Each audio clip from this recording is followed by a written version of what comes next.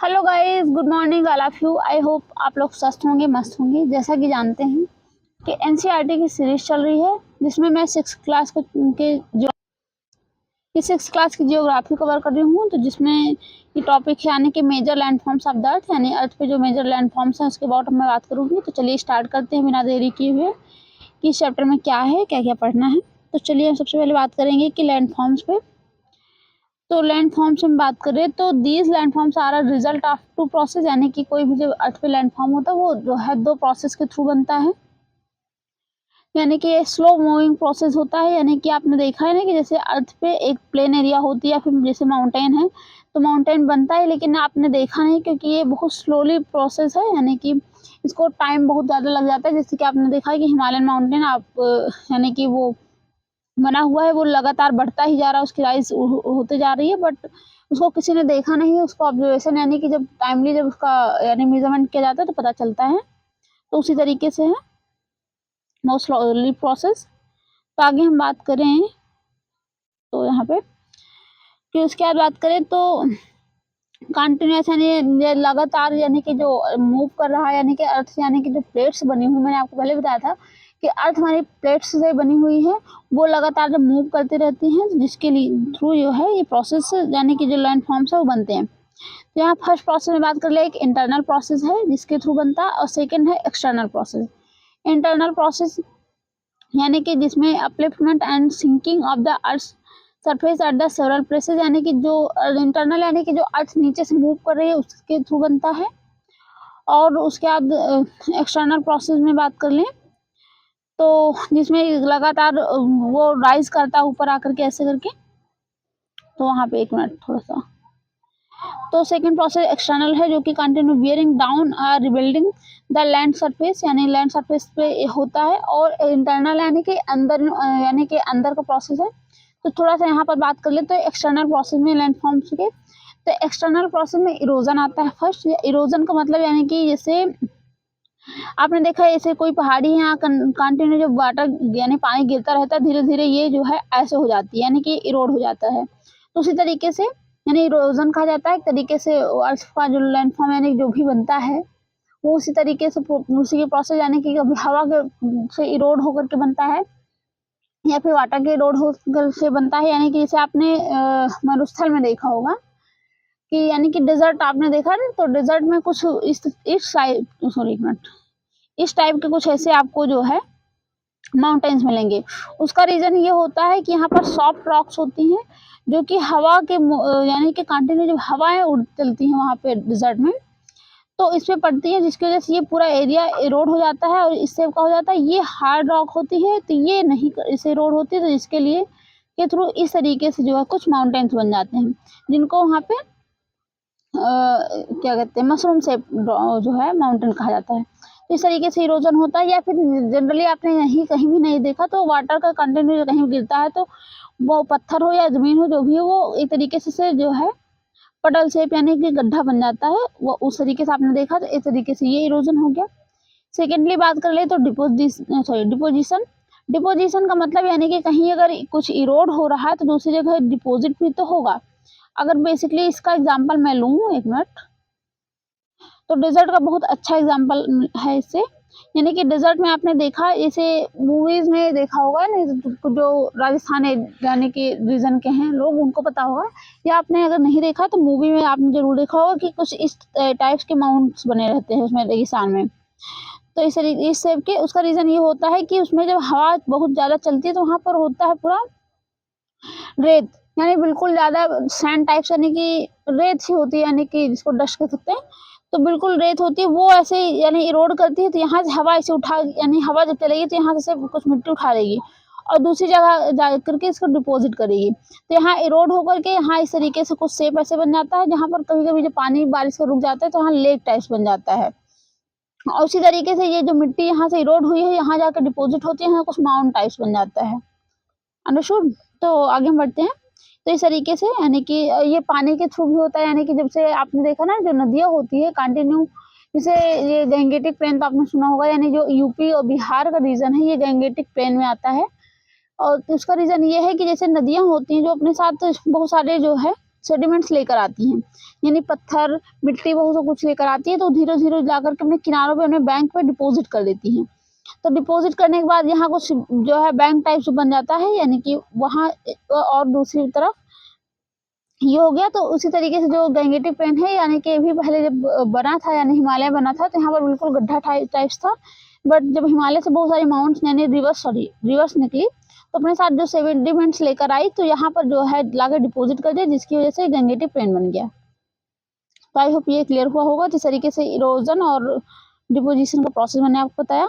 Deposition मतलब इकट्ठा करना, तो कहीं ले जाकर के एकत्रित कर देती हैं, और इरोजन मतलब उसे कटाओ, यानी काट छाट के को बराबर कर देना, इस तरीके से कर सकते हैं ना। ये हो गया। अब आगे हम चलते हैं। These two process are carried out running water, यानी जो मैंने बताया कि ये रनिंग वाटर यानी पानी से भी होता है, आइस यानी ग्लेशियर से भी, हम आगे ग्लेशियर पर भी बात करेंगे। यानी ग्लेशियर जो होती हैं वो भी बहुत ज़्यादा मैंने काटते हैं, उसका रीज़न होता है, यानी कि जब ग्लेशियर का मतलब एक तरीके से बर्फ की रिवर ऑफ आइस, यानी कि यानी कि जो माउंट्स होते हैं वहाँ पर जो है बहुत ज़्यादा जो बर्फ जमी होती है, वो एक तरीके से स्लोली मूव करती है। तो यहाँ इस तरीके से यहाँ इस जो माउंटेन होते हैं उसको इरोड कर देती है, और इरोड करने के बाद जब धीरे धीरे नीचे आती है वैली यानी कि प्लेन एरिया में, तो धीरे धीरे बर्फ पिघल जाती है और अपने साथ जो सेडिमेंट्स लाती है उसको यहाँ पर डिपॉजिट कर देती है। तो वहाँ भी इस तरीके से ऐसे बनता है। तो आई होप ये क्लियर हुआ होगा। आगे हम बात कर लें तो broadly we can group different landforms depending on the elevation and slope of as mountain, plateaus and plain, यानी जो डिपोजिशन से प्रोसेस से बनते हैं उसमें जैसे कि कुछ जो है माउंटेन्स हो गए, प्लेट्यू हो गए, प्लेन्स हो गए, ये सारे डिपेंडिंग उनके लैंडफॉर्म जो बनते हैं इसके बेस पे कि माउंटेन से जो है सेडिमेंट्स आ रहे हैं या प्लेट्यू रीजन में है या प्लेन रीजन में, ये सारी चीज़ें हैं। अब आगे हम थोड़ा सा माउंटेन पे बात कर लेते हैं। माउंटेन का मतलब पर्वत, आप तो जानते हैं। आप माउंटेन का नाम लेते ही आपके मन में जरूर ये नोटिस किया होगा आपने कि फट से हिमालय का ही नाम आता है, क्योंकि उसका रीजन ये है हिमालय पूरे वर्ल्ड का सबसे यानी कि सबसे ऊंची पीक्स है यहाँ पे हिमालय में।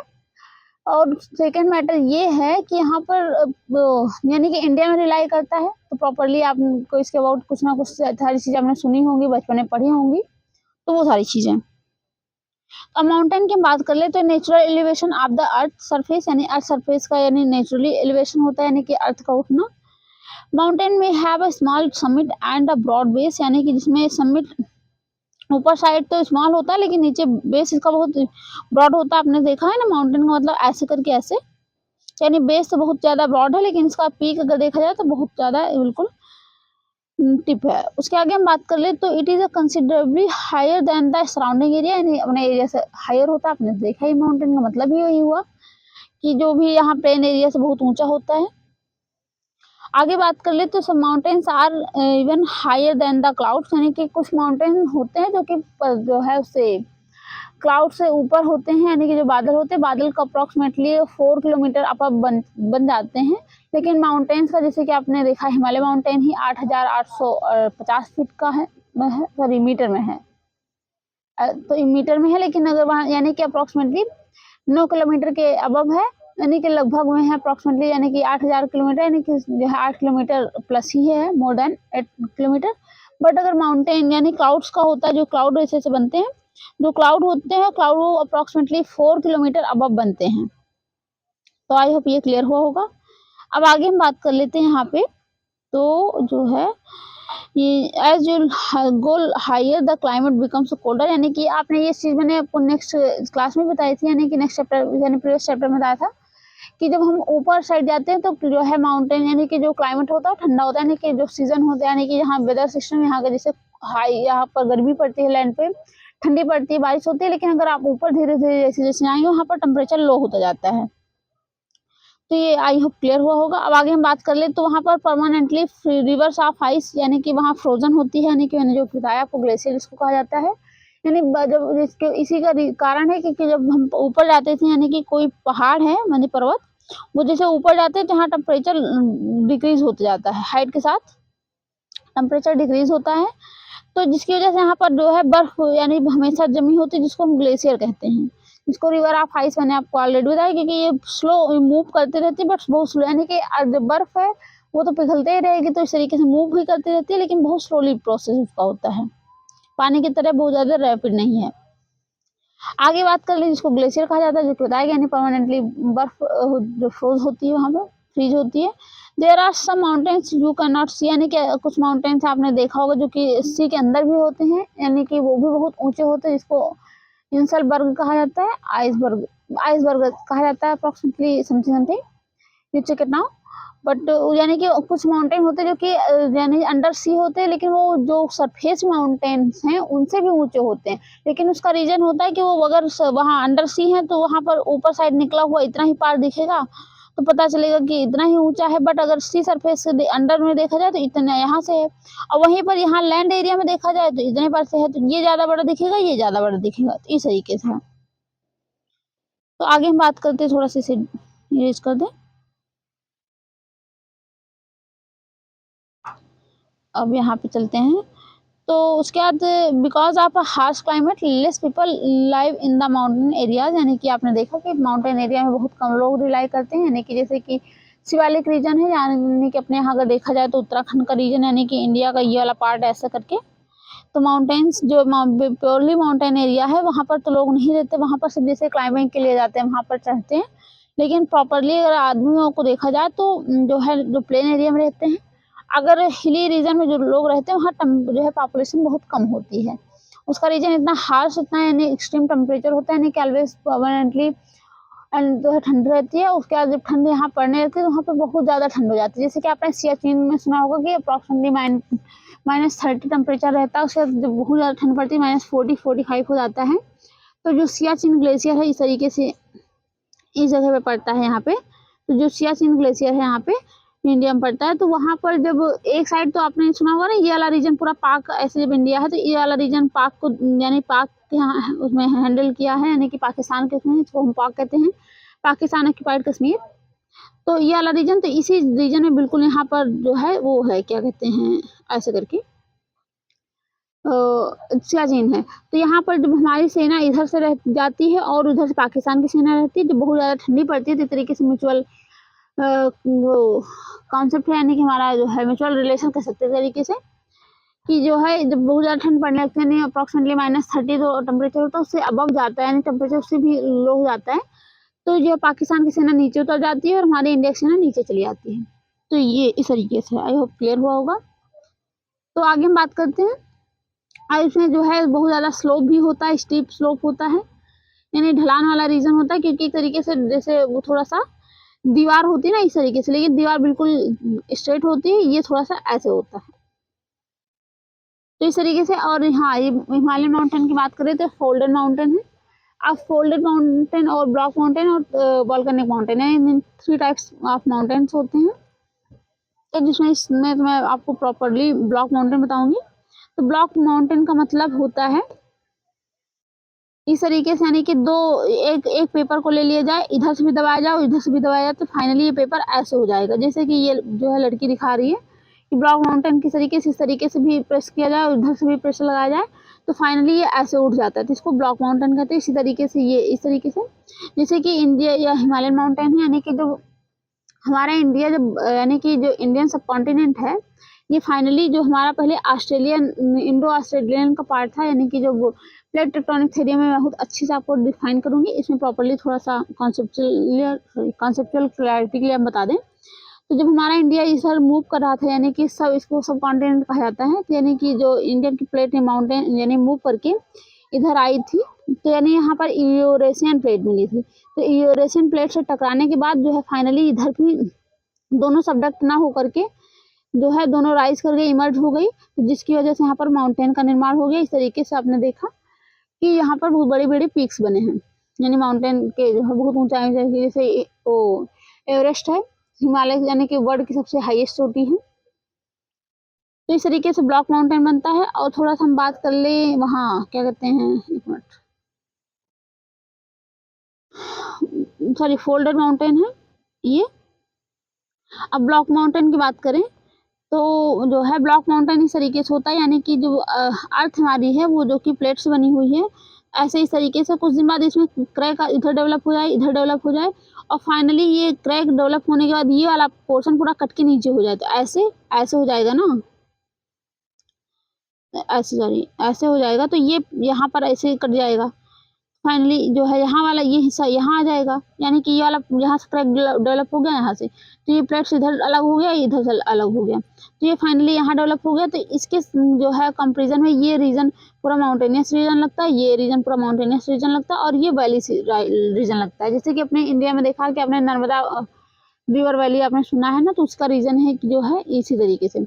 और वहाँ फ्रांस और जर्मनी के बॉर्डर पे यही है जो ओस्कास माउंटेन है, तो वहाँ रिफ्ट वैली जिसको कहा जाता है, वहाँ भी सेम इसी का, यानी ब्लैक माउंटेन है, वहाँ भी इसी का जो है एक एग्जाम्पल है ब्लैक माउंटेन का। तो आई होप ये क्लियर होगा। और वॉल्केनिक माउंटेन का मतलब जो आपने देखा ना, वॉल्केनिक इरप्शन होता है तो वो अपने साथ बहुत ज़्यादा जो मैग्मा लेकर आती है, यानी जो मैग्मा आता है उससे फाइनली माउंटेन बनता है, तो वो उससे वॉल्केनिक माउंटेन कहते हैं। आई होप ये क्लियर होगा।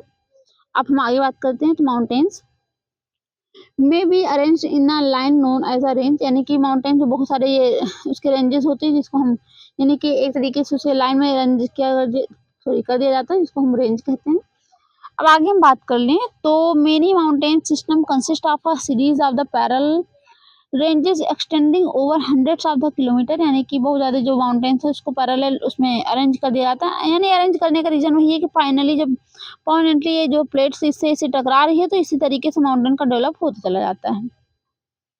और कुछ इसके एग्जांपल्स देख लें तो हिमालय है, यानी कि इंडिया में देखा है, आल्प्स माउंटेन है, एंडीज है माउंटेन, ये जो है एशिया के हैं, यानी कि जो है आगे थोड़ा सा बात कर ले तो यूरोप साउथ अमेरिका रिस्पेक्टिवली, यानी कि जो माउंटेन्स है, हिमालय तो आपने देखा इंडिया का है, आल्प्स माउंटेन यानी कि जो है यूरोप का है, और एंडीज माउंटेन साउथ अमेरिका का है। साउथ अमेरिका में चिली वाला रीजन पे जो है ऐसे ही तरीके से यहाँ पर बिल्कुल कोस्टल रीजन में यहाँ पर माउंटेन का डेवलपमेंट हुआ है। तो आई होप ये क्लियर होगा। अब थोड़ा सा यहाँ एक कॉन्सेप्ट की बात कर ले, एक मिनट।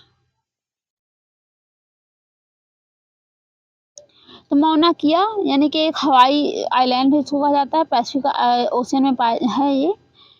तो वहाँ पर एक अंडर सी माउंटेन है, यानी कि इसको आइलैंड कहा जाता है, मौना किया आइलैंड वहाँ पर पैसिफिक ओशियन में है, जिसमें एक जो कि अंडर सी माउंटेन है, यानी कि अंदर सी के अंदर है, तो जिसकी वजह से यहाँ पर थोड़ा सा इसका टीप पॉइंट दिखता है, इसको आइलैंड कह दिया जाता है, लेकिन ये फाइनली एक माउंटेन है जिसकी ऊंचाई जो है बहुत ज़्यादा, यानी कि 10,205 मीटर है, यानी कि हिमालयन माउंटेन से भी ज़्यादा ऊंची है। तो इस तरीके से, लेकिन वो बात ये है कि अंडर सी है, जिसका कोई मेजरमेंट नहीं किया जा सकता प्रॉपर्ली, तो इसलिए हम उसको जो है हाईएस्ट माउंटेन की कैटेगरी में नहीं रखते हैं, लेकिन अगर सरफेस पे सेम वही होता तो हिमालयन माउंटेन को काउंटर कर चुका होता। अब आगे हम बात कर ले तो mountains very in their Heights and the shape, यानी कि माउंटेन अपने लोकेशन के अकॉर्डिंग उसका शेप और उसकी हाइट्स वेरी करती है। अब आगे हम बात कर दे तो there are 3 types of the mountain, जो कि मैंने आपको ऑलरेडी बताया कि फोल्ड माउंटेन, ब्लॉक माउंटेन और volcanic mountains. Himalayan mountain, alp mountain, ये यंग फोल्ड माउंटेन, यानी यंग अभी जल्दी के बने हुए हैं, ये नहीं सोचिए 2 साल यानी कि हजारों साल पहले बने हुए हैं तभी। और उसके बाद यहाँ की जो है rugged relief high conical peak, यानी कोनिकल पीक आपने देखा ना माउंटेन किस तरीके से वहाँ पे है।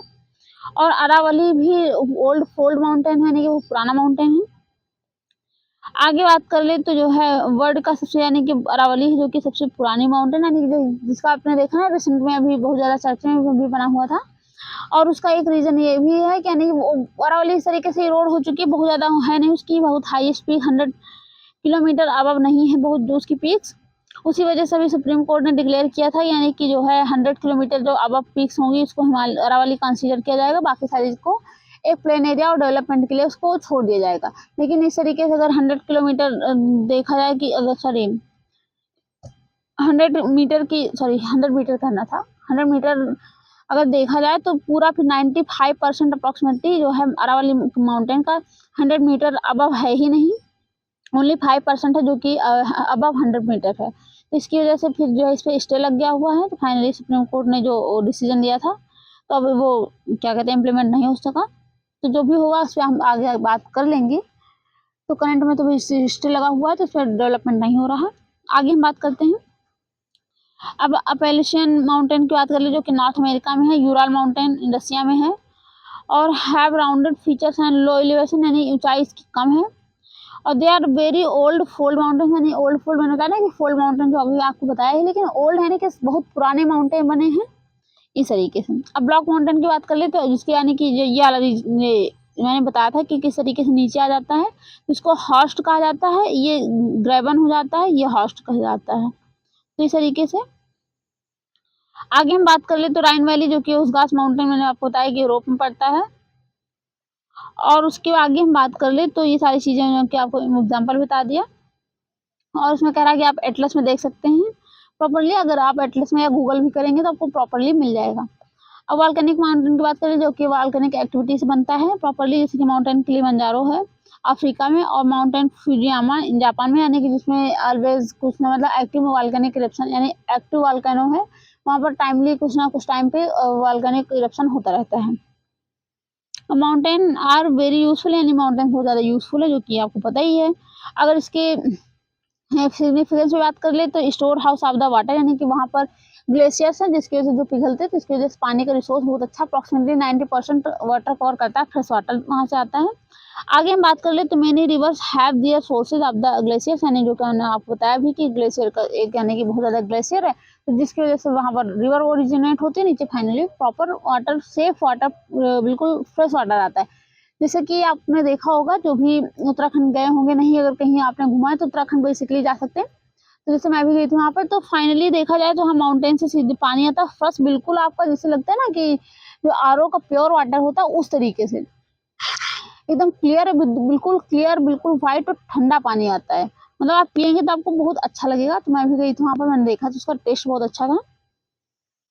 और फाइनली दूसरी बात यहाँ कर लेते हैं थोड़ा सा, ये सारी इरिगेशन में भी वाटर रिसोर्स होता है, यानी इरिगेशन में काम देता ही है लोगों के लिए, वाटर तो जल ही जीवन है, आपने सुना ही होगा। और उसके साथ साथ इसी से हाइड्रो इलेक्ट्रिसिटी चलती है, यानी कि जब ऊपर से रिवर्स आती है बहुत स्पीड में तो उसको पानी को रोक करके जो है इलेक्ट्रिसिटी यानी बिजली बनाई जाती है। और river valleys and terraces are ideal for the cultivation of the crops, यानी कि जो क्रॉप के लिए कल्टीवेशन के लिए जो है रिवर वैली और टेरेसेस जो होते हैं बहुत थोड़ा सा फर्टाइल होते हैं, तो वहाँ क्रॉप भी की जाती है, यानी कि कल्टीवेशन किया जाता है।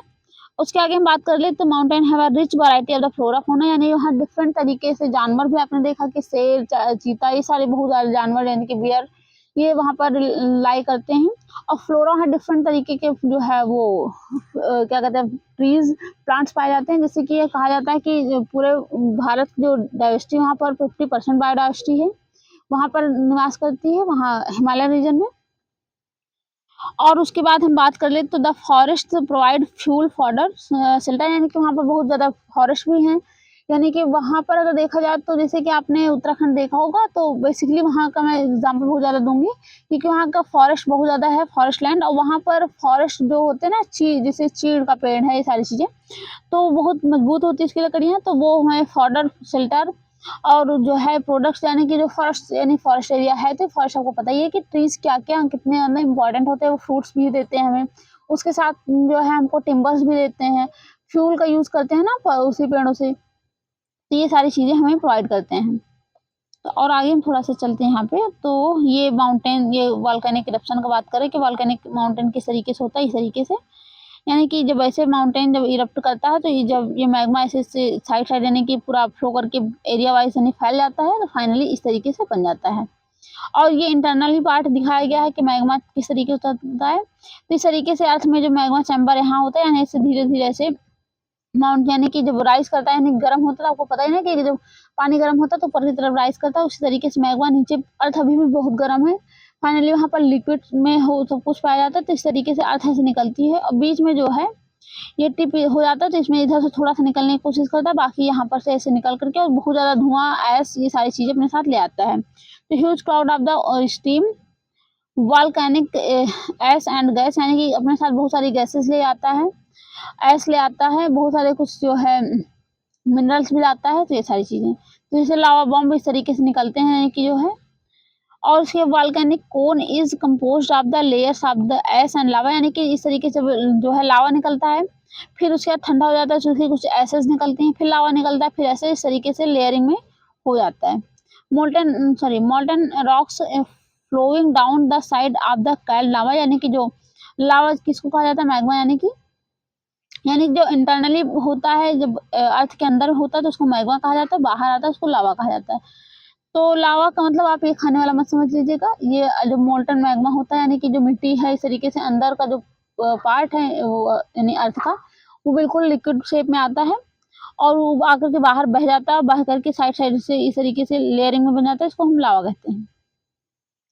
और माउंटेन के जो है वो सिग्निफिकेंस में दिखाया गया है कि किस तरीके से स्पोर्ट में भी हमें माउंटेन वर्क करता है, हेल्पफुल होता है।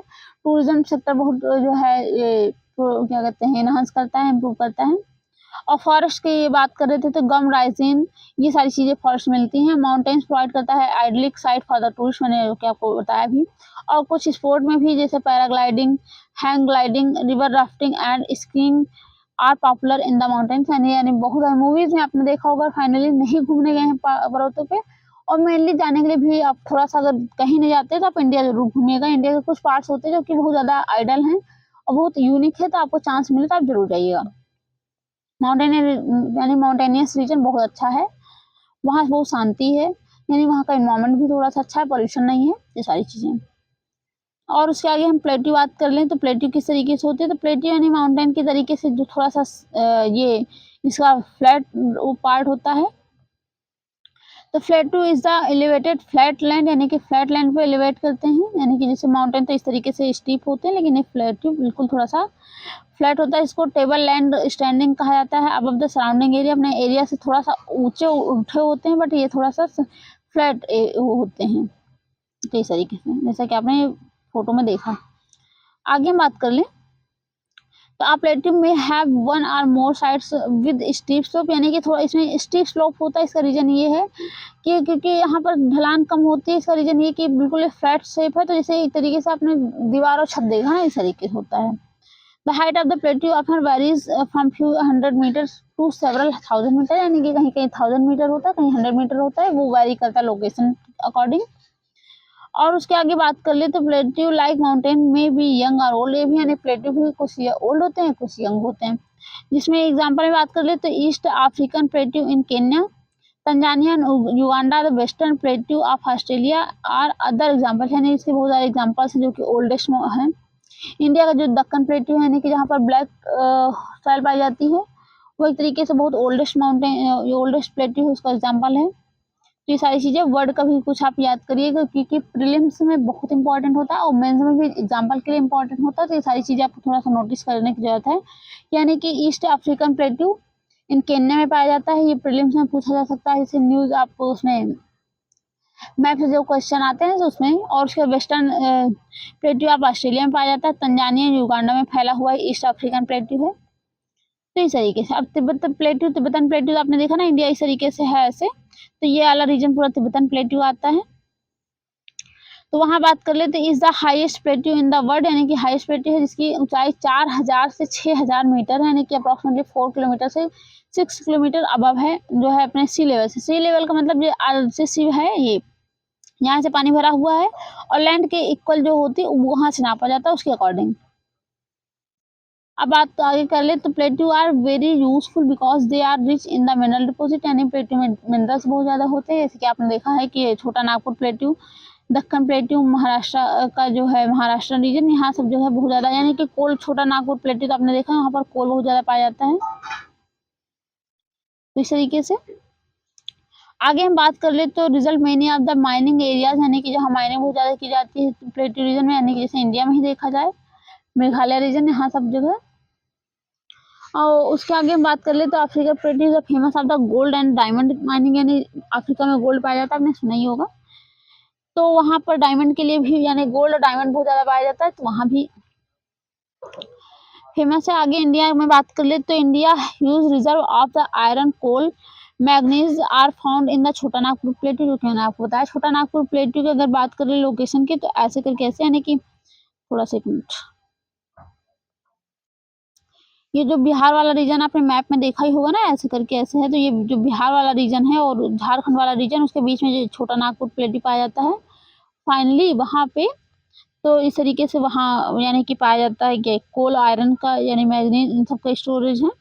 आगे बात करें यहाँ पे तो प्लेट्यू एरियाज में मेनी सेवरल वाटरफॉल्स भी पाए जाते हैं, जिसमें ग्रेट हाइट, यानी कि उसकी ऊंचाई थोड़ा सा हाई होती है, वहाँ से पानी गिरता है तो वाटरफॉल्स होते हैं। जैसे कि Hundru falls in the Chota Nagpur plateau है। छोटा नागपुर प्लेट्यू जो बिहार के नीचे वाला रीजन थोड़ा सा यानी कि बिहार से लगा हुआ, बिहार का कुछ पार्ट्स आता है, उसके साथ नीचे वाला सदर्न पार्ट और उसके साथ जो है झारखंड पूरा रीजन। तो वहाँ पर एक हुंड्रू प्लेट्यू यानी कि वाटरफॉल्स पाया जाता है जो सुवर्णरेखा रिवर से पर है। आगे बात कर ले जोग फॉल्स इन कर्नाटका में है। ये सब एग्जांपल्स है कुछ वाटरफॉल्स के। The lava plateau are rich in black soil that are fertile and good for the cultivation, यानी कि जो दक्कन प्लेटू यानी आपने देखा ना कि यहाँ पर ब्लैक सॉइल पाई जाती है, यानी कि जो लावा प्लेटू यानी कि जो वोल्केनिक इरप्शन के दौरान बने हुए हैं, यानी कि वहाँ पर ब्लैक सॉइल पाई जाती है, तो वो बहुत ज़्यादा सॉइल के लिए यानी कल्टिवेशन के लिए फर्टाइल सॉइल होती है। तो ये सारी चीज़ें, तो वहाँ पर सीनिक यानी कि सीनिक स्पॉट्स भी जो है हमें अट्रैक्शन ऑफ टूरिज्म के लिए भी प्रोवाइड करता है प्लेट्यूज। अब प्लेन की बात कर लें, प्लेन लैंड फॉर्म्स की बात कर ले, हमने क्या क्या बात कर ली, माउंटेन की बात कर ली, प्लेट्यू की बात कर ली, उसके बाद हम प्लेन्स की बात करेंगे। प्लेन तो आप जानते हैं ना कि जो है एक फ्लैट रीजन होता है जो 200 meter above mean the sea level यानी कि जो जहाँ सी ऐसा बिल्कुल प्लेन है वहाँ से अगर देखा जाए तो थोड़ा सा ऊंचाई पर होता है, 200 मीटर अबव होता है। Some plain are the extremely level यानी कि कुछ एक्सट्रीम भी होते हैं, अदर्स में स्लाइटली रोलिंग एंड अनडुलेटिंग।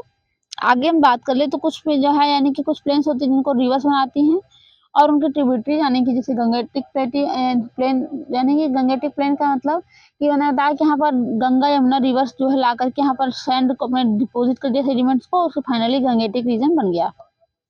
यहाँ पर एलुवियल सॉइल पाई जाती है। तो मैक्सिमम आप अगर किसी भी नदी वाले रीजन में देखेंगे तो वहाँ पर एलुवियल सॉइल ही पाई जाती है। इसका रीजन ये है कि जो रिवर्स होती हैं वो अपने साथ एलुवियल यानी कि जो सेडिमेंट्स आती हैं उसको डिपॉजिट कर देती है, वो एलुवियल सॉइल बनती है। तो इस तरीके से और माउंटेन्स को इरोड करके आती हैं, अपना रास्ता स्वयं बनाती हैं।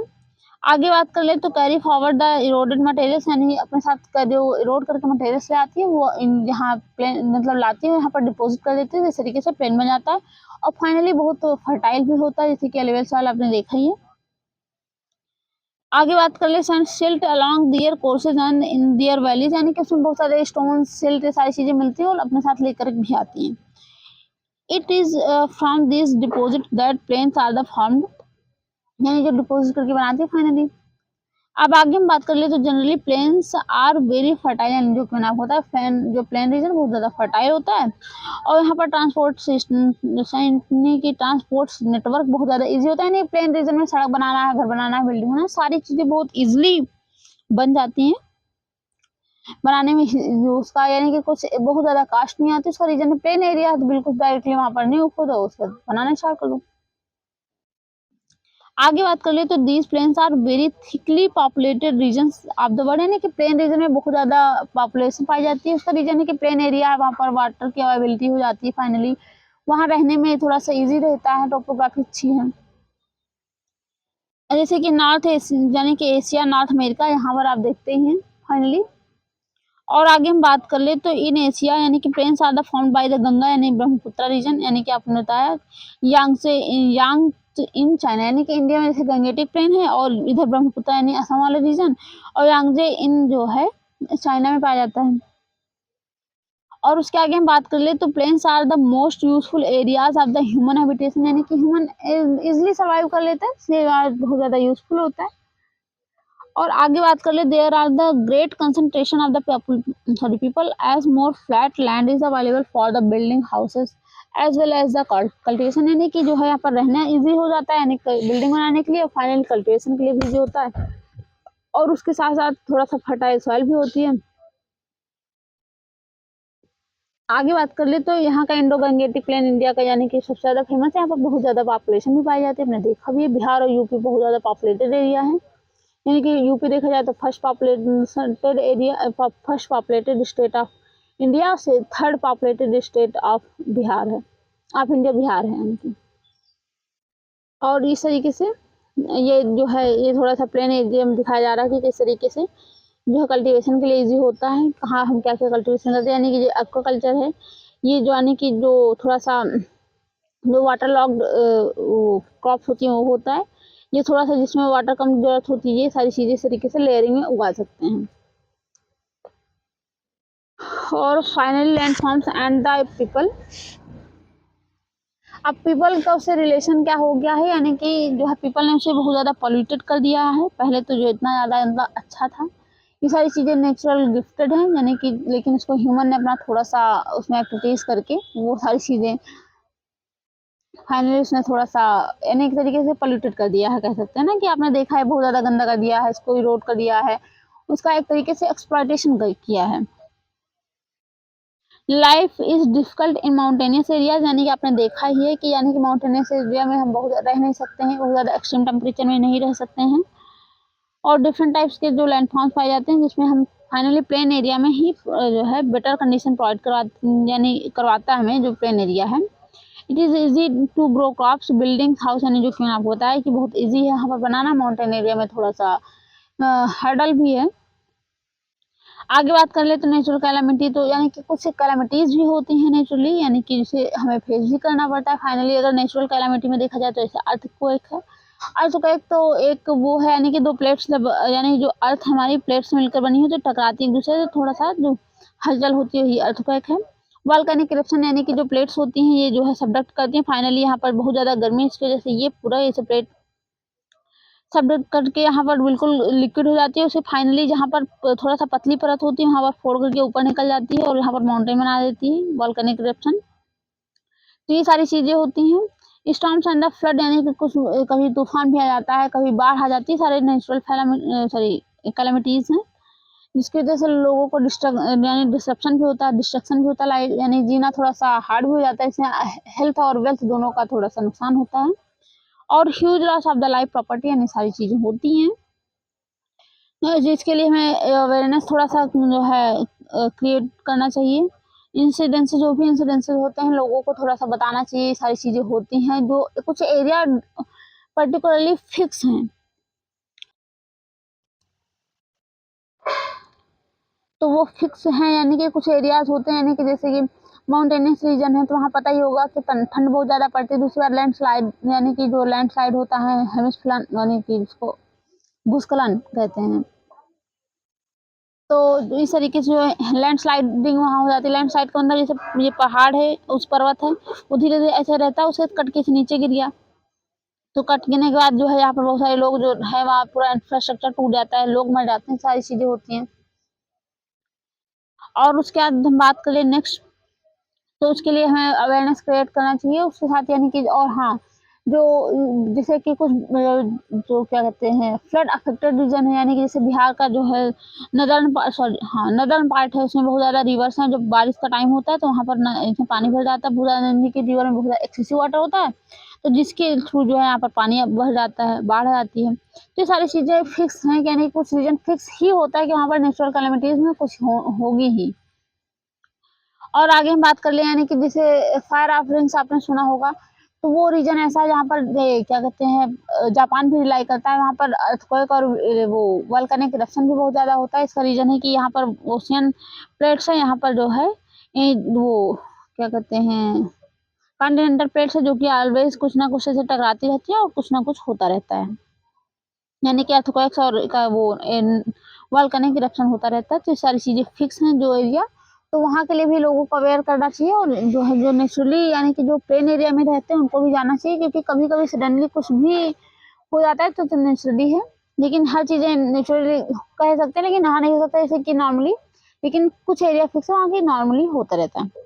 आगे थोड़ा-सा बात कर ले तो हम ही जाने कि पॉल्यूशन के बारे मैंने आपको बता दिया कि लोग उसे वेस्टफुल मैनर में यूज़ करते हैं, यानी कि जैसे वाटर का है, सॉइल में है, यानी कि एयर पॉल्यूशन आज देख रहे हैं, नॉइज़ पॉल्यूशन है बहुत ज़्यादा, उसके साथ-साथ बात कर ले तो वाटर पॉल्यूशन है। ये सारी चीज़ें हो रही हैं, यानी कि जैसे बेसिकली आपने देखा ना वाटर पॉल्यूशन, यानी कि जो फैक्ट्रीज़ होती हैं उनका पानी नदियों में छोड़ देते हैं। सॉइल पॉल्यूशन इतना ज़्यादा हम फर्टिलाइज़र का यूज़ करते हैं, या फिर हम जो गार्बेज होता है उसी उसमें क्या कहते हैं सॉरी एक मिनट डिपॉज़िट करते हैं, यानी कि लैंड पे ही जो अर्थ उसका सॉइल इरोजन पॉल्यूशन होता है। नॉइज़, यानी इतना ज़्यादा हम डीजे या फिर बहुत सारे म्यूज़िक सिस्टम बजाते हैं, फैक्ट्रीज़ चलती हैं, सारी से नॉइज़ पॉल्यूशन करती हैं। और आज तो एक नया टर्म अब लाइट पॉल्यूशन भी आ गया है। लाइट पॉल्यूशन का मतलब है यानी बहुत ज़्यादा हम लाइट होती है तो हम परमानेंटली हर जगह लाइट जला के रखते हैं, तो जिसकी वजह से जो हमारी बायोडायवर्सिटी है उसको इफ़ेक्ट करता है, यानी कि जैसे जो बहुत सारे बर्ड्स हैं उनको डिसलोकेट करता है, ये सारी चीज़ें हैं।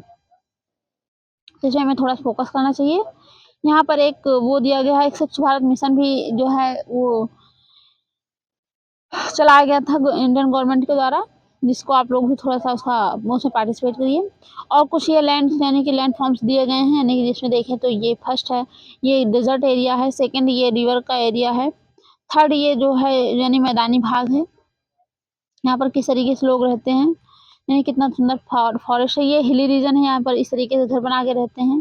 यहाँ पर इस तरीके से क्रॉप करते हैं जो सॉरी जो चाय का बागान है ना, इस तरीके से टी क्रॉप होती है, टी कल्टीवेशन सॉरी। तो इस तरीके से आप देख सकते हैं ये पानी का यानी कि जो है जो रिवर्स है उसमें हम मज़े लेते हैं। ये सारी चीज़ें ये दिखाया जा रहा है कि किस तरीके से इंडिया में इस तरीके से भी रीजन पाए जाते हैं। देखने में बहुत अच्छा है। तो ये हमें नेचुरल गिफ्टेड है, प्लीज़ अवेयर हो और उसको थोड़ा-सा प्रोटेक्ट करें, मैं भी यही कहूँगी। और क्योंकि एनवायरमेंटल प्रोटेक्शनिस्ट बनिए, यानी आपको भी थोड़ा-सा उसका प्रोटेक्शन करिए क्योंकि नेचुरल गॉड गिफ्टेड है, क्योंकि आपको मिला है तो आप उसे यूज़ करिए, मिसयूज़ नहीं। और इसमें कुछ क्वेश्चंस हैं, इसको हम डिस्कस कर लेते हैं। जैसे what are the major landforms, यानी मेजर लैंडफॉर्म्स क्या-क्या हैं, तो उसे आपको बताना है, यानी कि जैसे माउंटेन्स हो गए, लैंड्स हो गए, ये सारी चीज़ें प्लेट्यू हो गए। और what are the difference between the mountain and plateau, plateau mountain के बीच में डिफरेंस बताना है। और नेक्स्ट है different types of the mountain, यानी कितने टाइप्स के माउंटेन्स होते हैं। आई होप आप हमें उसमें कमेंट बॉक्स में आंसर ज़रूर कीजिएगा, तो हमको पता चलेगा कि आपकी कॉन्सेप्ट क्लैरिटी कितनी है। और उसके आगे हम बात कर ले माउंटेन्स कितने यूज़फुल है मैन के लिए, कैसे यूज़फुल है उसे बताना है। लास्ट है how are the plains formed, यानी प्लेन्स कैसे बनते हैं। उसके बाद नेक्स्ट है why are the river plain thickly populated, यानी जो रिवर प्लेन होता है वहाँ पर बहुत ज़्यादा पॉपुलेशन क्यों होती है। वो एक कॉमन से जनरली बिल्कुल जेन्युइन आंसर है, जो कि मैंने आपको इतना मतलब डिटेल से बताया है, उसमें आप इजीली आंसर कर सकते हैं। Why are the mountains thinly populated, यानी माउंटेन एरिया बहुत कम पॉपुलेशन की रहती है। और फाइनली ये है कुछ objective types questions. Mountains differ from the hills in the terms of, यानी कि माउंटेन जो हिल्स है उससे किस उसमें डिफरेंट है। एलिवेशन में, स्लोप में, एस्पेक्ट से, यानी कि किस उसमें डिफरेंट है। हिल के टर्म में, तो यानी कि हिल के टर्म में एलिवेशन, यानी कि माउंटेन बहुत ज़्यादा ऊंचे होते हैं, हिल थोड़ा कम ऊंचे होते हैं। ग्लेशियर्स आर फाउंड इन, कहाँ पाया जाता है, तो माउंटेन्स में पाया जाता है, प्लेट्यू में पाया जाता है, या फिर जो है प्लेन्स में पाया जाता है। फाइनली आपने देखा कि माउंटेन्स में पाया जाता है glacier. Deccan plateau is located कहाँ, केन्या, इंडिया, ऑस्ट्रेलिया, तो फाइनली इंडिया है। उसका नेक्स्ट क्वेश्चन है रिवर यांदे कहाँ पर पाई जाती है, तो चाइना में पाई जाती है, क्योंकि मैंने बताया भी कि वो एक लैंड सॉरी एक प्लेन प्रोवाइड करती है बहुत बड़ा सा, जैसे कि गंगेटी प्लेन, वैसे यांगजी प्लेन है चाइना में। An important mountain range of the Europe, यानी यूरोप का सबसे इम्पॉर्टेंट माउंटेन कौन सा है, तो इसमें जो है आल्प्स है। रॉकी माउंटेन नॉर्थ में अमेरिका में पाया जाता है, और एंडीज माउंटेन साउथ अमेरिका में पाया जाता है, ये नॉर्थ अमेरिका है, साउथ अमेरिका। और ये है क्या कहते हैं इसको, fill in the blanks. Is an unbroken flat और लो लेवल, यानी कि इसमें ये आप में कमेंट में ज़रूर आंसर कीजिएगा, इसको मैं नहीं बताऊंगी। The Himalayas and the Alps are example, यानी किसके एग्जाम्पल, किस टाइप्स के माउंटेन के। और areas are rich in minerals deposit, यानी किस एरिया में डिपॉजिट पाया जाता है, मिनरल्स डिपॉजिट होते हैं। The is the line of the mountain, यानी जो माउंटेन की लाइन्स होती है उसको क्या कहते हैं। लास्ट है कि areas are most productive for the farming, farming के लिए कौन सा एरिया बहुत ज़्यादा प्रोडक्टिव होता है। तो आई होप ये चैप्टर बहुत अच्छे से क्लियर किया होगा आपने, एंजॉय किया होगा। तो इसी तरीके से जो है एंटरटेनिंग के साथ साथ इजी कॉम्प्रिहेंसिव वे में समझने के लिए आप हमारे साथ बने रहिए। मिलते हैं नेक्स्ट क्लास में नेक्स्ट चैप्टर के साथ। सी यू, और मेहनत करते रहिए ताकि आप अपने लक्ष्य को जरूर पाएं। और हमारे वीडियो को लाइक शेयर एंड सब्सक्राइब जरूर कीजिए, हमारे साथ बने रहिए। इसी तरीके से इजी और कॉम्प्रिहेंसिव वे में बहुत अच्छे से कॉन्सेप्चुअल क्लियरिटी के साथ मैं फिर क्लियर करूंगी, तो आपको समझने में आसानी होगी, और आप नेक्स्ट टाइम जब बुक्स पढ़ेंगे तो आपको इजीली समझ में आएगा। Thank you.